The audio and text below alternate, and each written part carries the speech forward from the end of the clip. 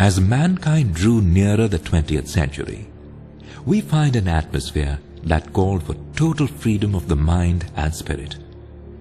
The achievements of modern science that confirm the validity of the methods of free inquiry and verification through experience provided the needed leverage for securing a freedom undreamt of when religion reigned supreme.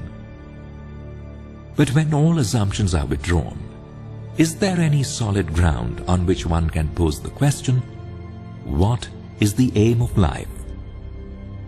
One possible answer can be found in Bertrand Russell's essay, A Free Man's Worship. Bertrand Russell is considered one of the most eminent modern mathematicians.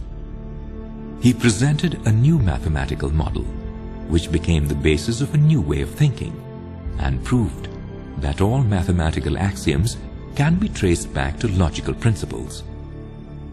By showing that logic could be the key to philosophical thought, he demonstrated a close relationship between philosophy and science. Bertrand Russell was puzzled by religious dogma from a young age. He was not convinced by the reasons given to prove the existence of God. He felt that it was only by liberating himself from the influence of religion could he find possible ways of living with unresolved questions about both life and the world. It is sometimes held that if one discards the belief in moral order of the universe or in governance of the world by God, one is led to deny the basis for any aim in life except transient happiness. Bertrand Russell, however, showed that there was another alternative. It is still possible to take an attitude of worship towards life, very similar to that of the mystic.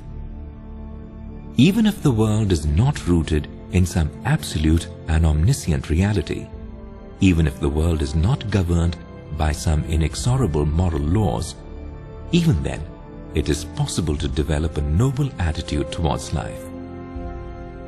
His view of life was so refreshing that despite all the uncertainties, we are led to a new way of responding to life and its activities.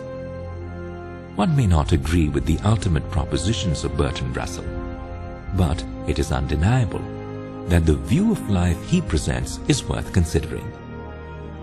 In the union of love, he saw the mystic vision of heaven that saints and poets have imagined. This is what he sought, and at last found.